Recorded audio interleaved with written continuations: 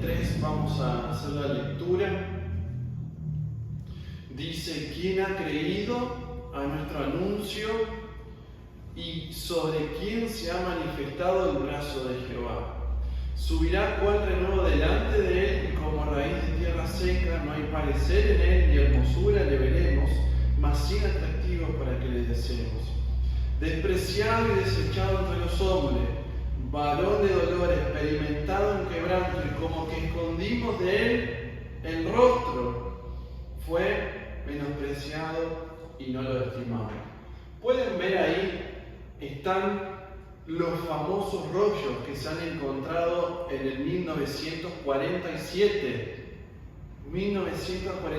al 1956, después de la Segunda Guerra Mundial, se han encontrado los últimos manuscritos de la Biblia.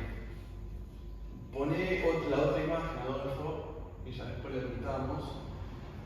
Eso es en las cuevas de Qumran. En esas cuevas, a lo largo de este periodo de años, se han encontrado los manuscritos más antiguos que respaldan las escrituras que hoy tenemos. Cuando estudiamos las escrituras, hasta el 1947, reciente, algunos ya estaban nacidos, mirá el dato que les estoy dando. Hasta 1947, los manuscritos que respaldaban las escrituras que hoy tenemos databan después de la muerte de Cristo, después de que Jesús había muerto. De ahí estaban sostenidos, ¿sí?, y por tradición y demás, del respaldo de la Biblia que hoy tenemos. Pero a pesar de que había respaldo, ¿sí?, de la Biblia completa, nunca se dudó de la Biblia completa, en esos años de 1947 al 56, como te dije, o 52, en ese rango de años se encuentran ciertos manuscritos, ¿sí?, donde en la primer cueva se encuentra el libro de Isaías completo.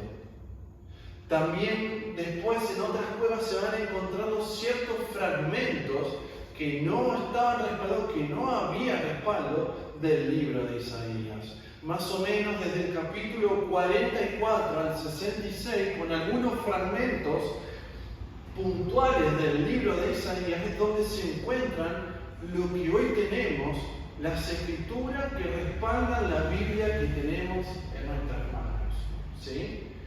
Es un texto muy importante lo que acabamos de leer, porque hasta el 1947 no había un texto que respalde, ¿sí?, algo tan importante como el libro del profeta Isaías. Y cuando vamos a la escritura, yo quiero contarte brevemente, porque no es una clase de historia lo que estamos hoy centrados, pero quiero darte la importancia de este libro que vamos a leer, de este capítulo que vamos a leer. Vamos a encontrar que en este libro de Isaías, en este capítulo 53, un pasaje precioso, con un contenido tan importante, tan rico y tan profundo, que data el profeta Isaías en torno a la persona de Jesús. Quiero decirte además que ningún libro del Antiguo Testamento enfatiza tanto la obra redentora como el profeta Isaías. Nadie escribe con tan grandes detalles la gloria de Cristo revelada como lo hace el profeta Isaías desde el capítulo 40 en adelante.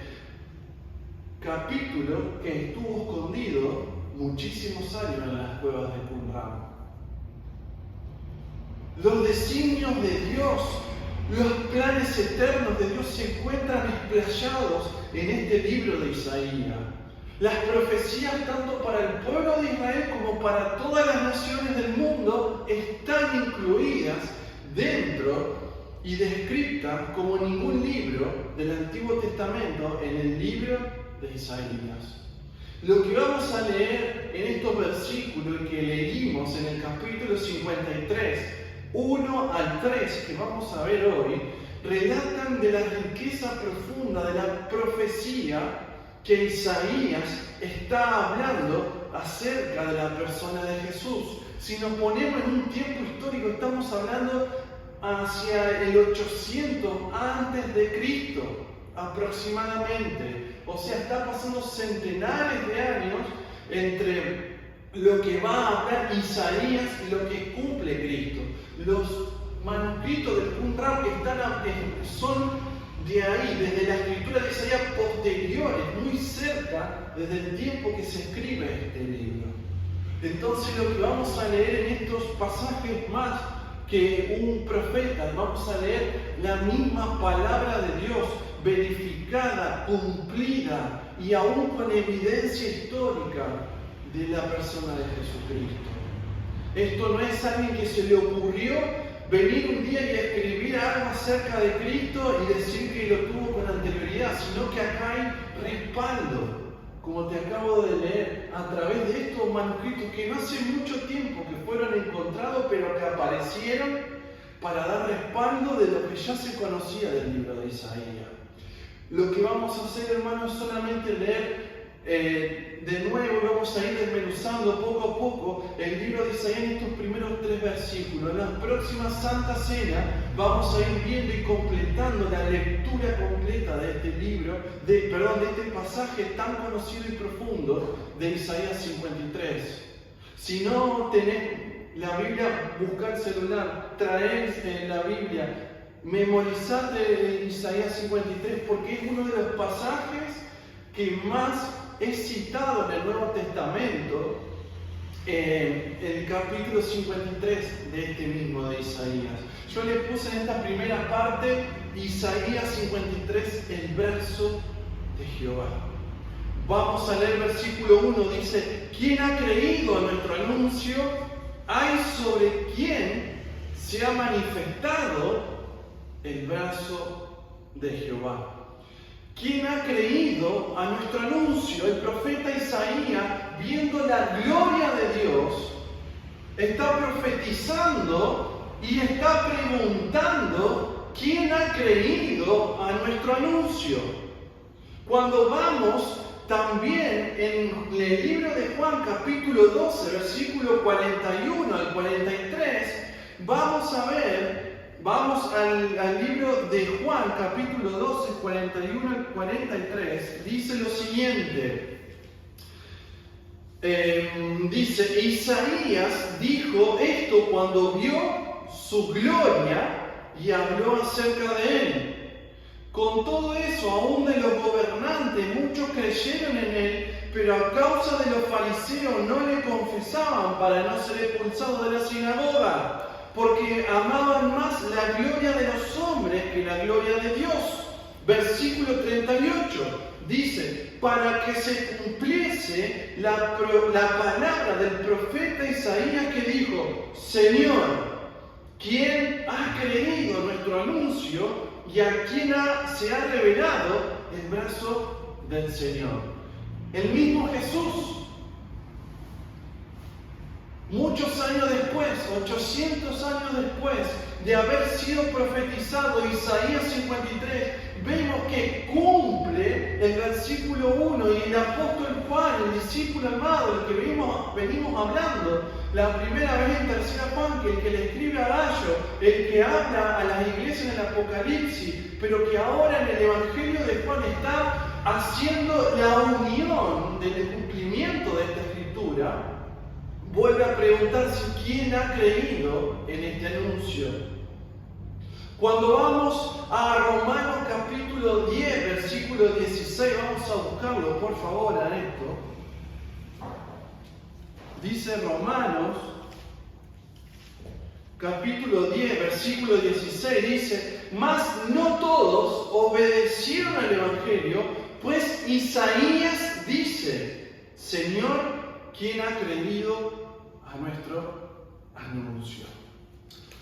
Lo que quiero compartirte hoy a través de este versículo 1 es que tanto el profeta Isaías como el discípulo amado de Jesús, hablando enfáticamente de Jesús y de los fariseos y de los religiosos que no se animaban a creer este mensaje por vergüenza y tener miedo a la muerte, como así también luego de haber muerto y resucitado Cristo, a través del Evangelio que hablaba Pablo, vemos como en estos 3 tiempos, 800 años antes de Cristo, en el cumplimiento de Cristo y posterior al cumplimiento de Cristo, traducido como la buena noticia, la palabra sigue siendo la misma que el profeta Isaías lo dice 800 años antes. ¿Quién ha creído a nuestro anuncio?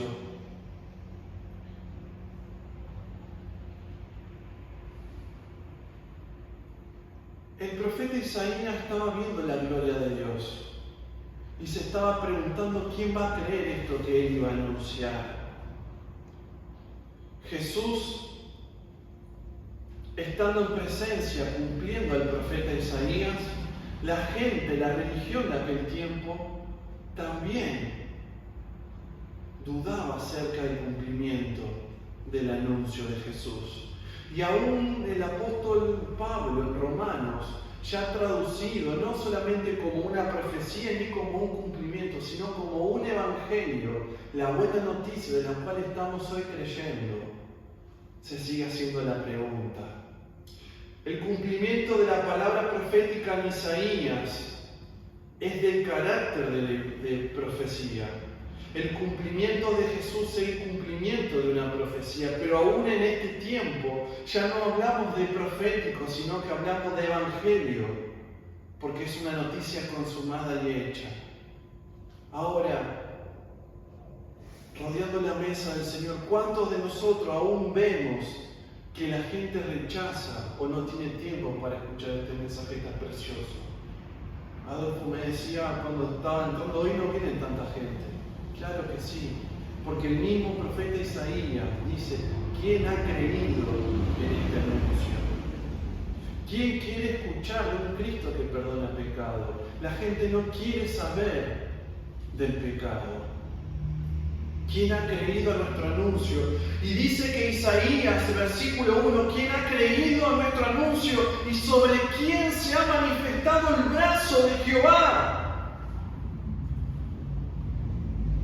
En esa profecía de lo que Él está enviando, de lo que Él está anunciando, Él mismo se está preguntando con ansiedad, con intriga, así como un niño cuando le están por dar el regalo en Navidad, que está ansioso, que quiere saber qué es lo que le van a dar.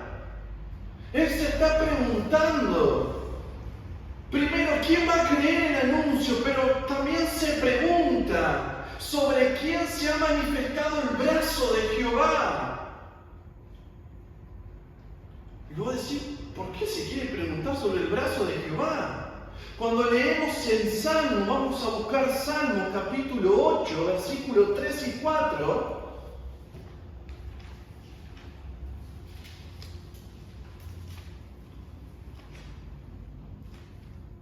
Salmo capítulo 8, versículos 3 y 4, dice así.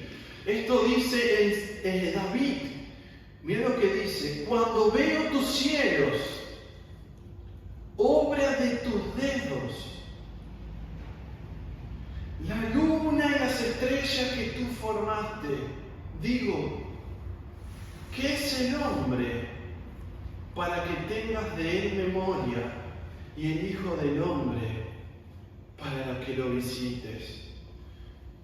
En el Salmo 8, 3, 4 dice David, contemplando la creación tan perfecta, producto de la obra de los dedos de Dios. ¿Quién es el hombre para que tengas memoria y para que lo visites? Al ver cómo con tan solamente los dedos, dice David, hizo la majestuosidad de la creación, del universo, de todo lo que vemos, con la obra de sus dedos. Al verse tan pequeño, David se pregunta, ¿quién es el hombre para que lo visites? Desde el santo cielo, con la potencia salvadora de tu brazo fuerte.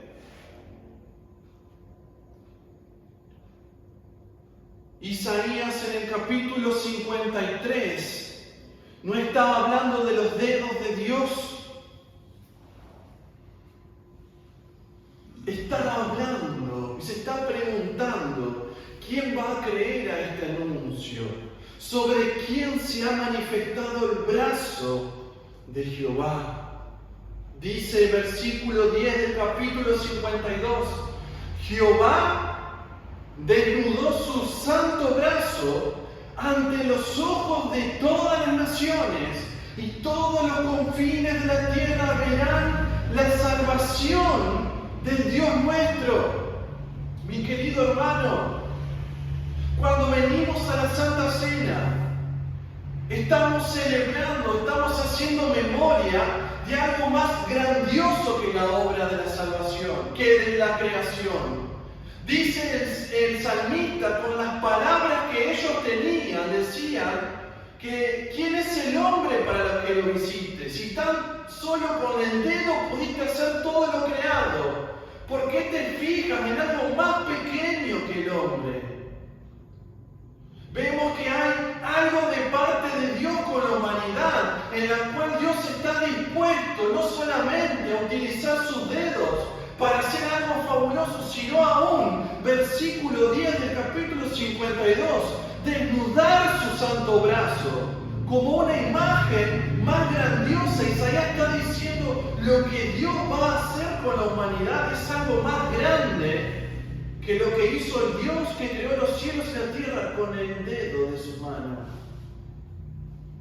Está comparando, está hablando, está diciendo que el brazo de Jehová, que la salvación iba a ser un hecho mucho más poderoso y que no solamente iba a repercutir a Israel, sino que este santo brazo iban a verlo los ojos de todas las naciones. Cada uno de las almas, de las diferentes generaciones, de los diferentes países, iban a ver el poder de Dios a través de la persona de Jesús. ¿Quién es el hombre para que lo visites desde el santo cielo con la potencia salvadora de tu brazo fuerte, oh Dios? Isaías se pregunta sobre quién es ese. Isaías está anunciando y está preocupado sobre quién va a creer este anuncio. Pero también está preocupado sobre quién va a ser esa persona que va a demandar a Dios más poder y más obra que la creación misma, sino que va a ser una obra salvadora. Se está preguntando de ese Jesús que iba a aparecer muchos siglos más tarde para cumplir esta palabra. ¿Sobre quién se ha manifestado el brazo de Jehová? Isaías se pregunta sobre quién es ese. Al ver la gloria, quería saber quién era ese que había de venir desde el santo cielo. Yo veo la imagen de Isaías cautivado, atrapado, ansioso por saber, por conocer un poquito de este Jesús que hoy nosotros lo conocemos a través de la Escritura. Y en el versículo 2 dice, subirás cual renuevo delante de él, y como raíz de tierra seca, no hay parecer en él ni hermosura, le veremos más inatractivo para que le deseemos. No puede explicar, no puede entender, está velado a sus ojos cómo iba a ser el Señor Jesús. Pero para su tiempo el profeta Isaías está diciendo, subirá cual renuevo delante de él y como raíz seca.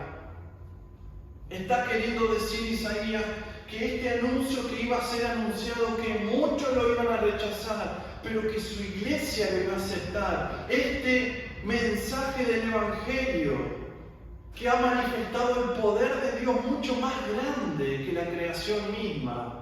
En torno a la persona de Jesús, subirá cual renuevo delante de él como raíz de tierra seca. Está enfatizando el profeta Isaías que el Hijo de Dios, que esa persona que lo mantiene cautivado, que se pregunta, que no sabe, no puede describirlo, que no puede decir cómo es, está diciendo que un día, en un momento, el Hijo de Dios iba a aparecer en la historia de la vida como un brote verde en la historia de la vida de la humanidad. Los autores que he estado leyendo la palabra en el original, en el hebreo, está hablando la palabra renuevo, haciendo énfasis de que que iba a venir, que iba a encarnar el brazo de Jehová para salvar, que iba a venir desde el cielo, iba a ser un bebé que iba a mamar desde su nacimiento. Isaías no puede explicar cómo era Jesús. Da imágenes de lo que iba a ser el Señor Jesús. Él mismo sería un hombre aparentemente común y corriente, es lo que quiere decir el profeta Isaías en su aspecto físico. Sin nada que sea extravagante o superlativo, dice versículo 2, subirá cual renuevo delante de él y como raíz de tierra seca, no hay parecer en él ni hermosura. Le veremos más sin atractivo para que le deseemos. Isaías está viendo la gloria de Dios, pero se está asombrando que lo que Dios iba a manifestar en carne no iba a ser como la humanidad siempre espera. Gente musculosa, gente hermosa, o como aún en las películas se grafica. Un Jesús rubio de ojos celestes. Estaba hablando Isaías diciendo, no hay parecer en él ni hermosura. Está hablando que iba a ser una persona común y corriente.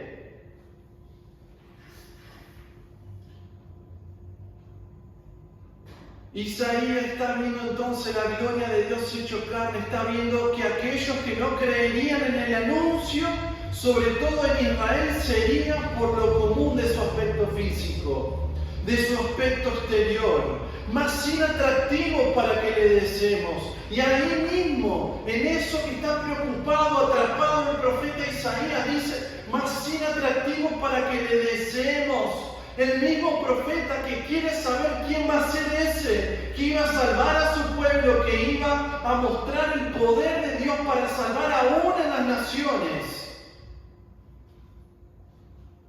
se asombra de que no tiene atractivo físico.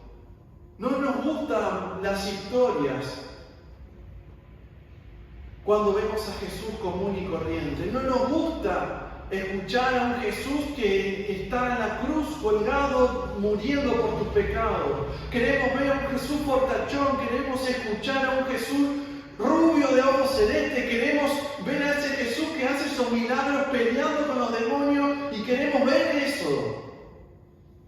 Porque la humanidad vive en la superficialidad de las cosas aparentes.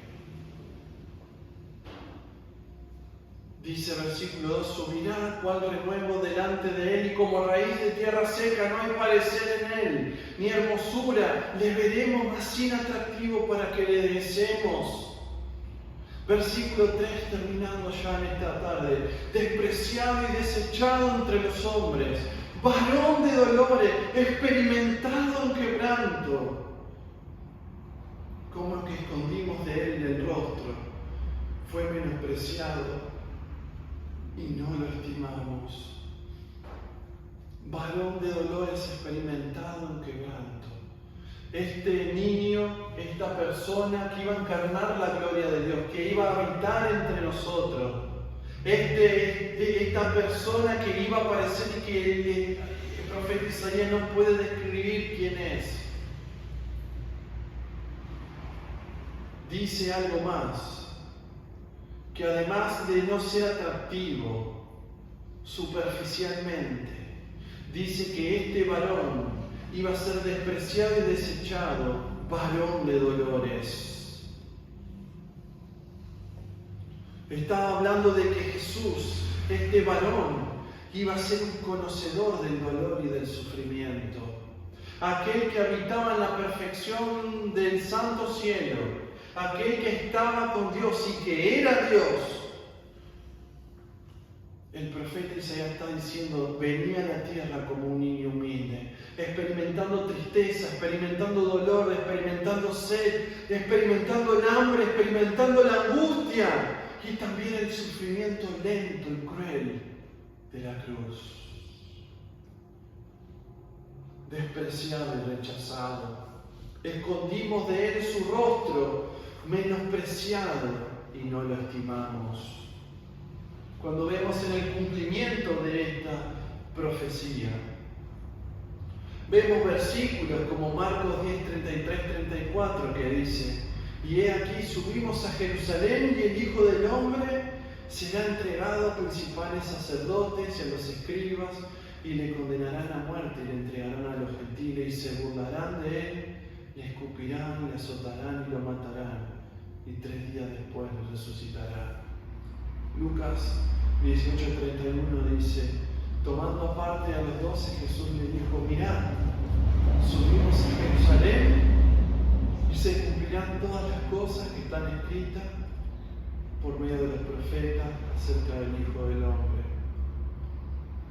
Y Juan capítulo 1, 10 al 11 dice: en el mundo estaba y el mundo fue hecho por medio de él y el mundo no le conoció.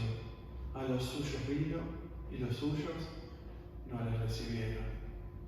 Pero lo más grato de todo esto es que Juan en el versículo 12 dice: mas a todos los que le recibieron, a los que creen en su nombre, les dio la potestad de ser hechos hijos de Dios.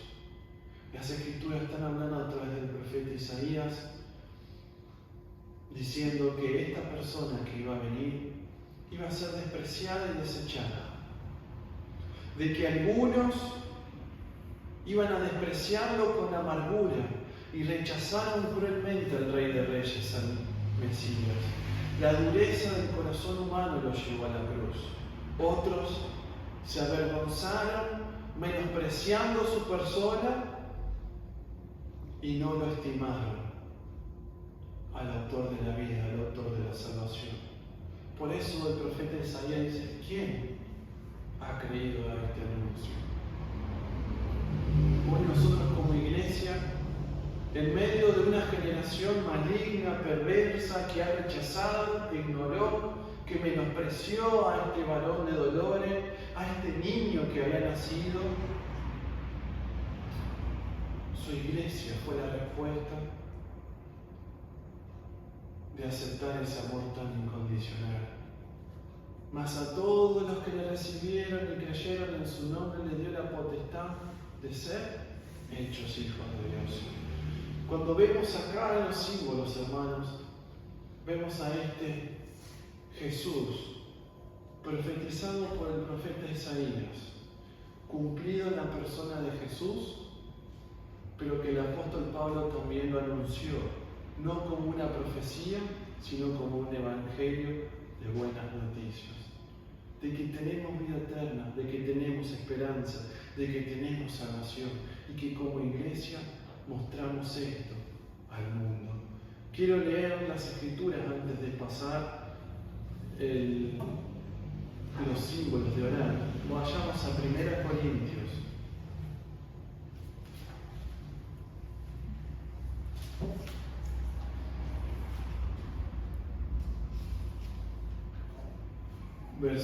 Capítulo 11, versículo 23.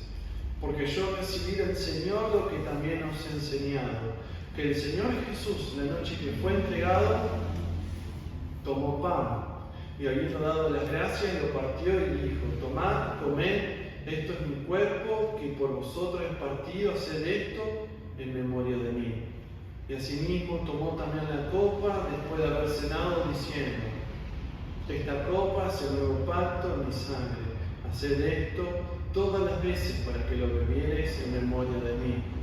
Así pues, todas las veces que comiereis este pan y bebiereis esta copa, la muerte del Señor anunciáis hasta que Él venga. Y dice: de manera que cualquiera que comiere este pan o bebiere esta copa del Señor indignamente, será culpado del cuerpo y la sangre del Señor. Por tanto, pruébese cada uno a sí mismo y coma así del pan y beba de la copa, porque el que come y bebe indignamente, sin discernir el cuerpo del Señor, juicio come y bebe para sí. Te voy a invitar a que tengas un minuto a solas, que ores por este tiempo y probate a vos mismo. Si hay algo que no le has confesado al Señor, que se lo puedas confesar para que no comas indignamente de esta copa y de este pan.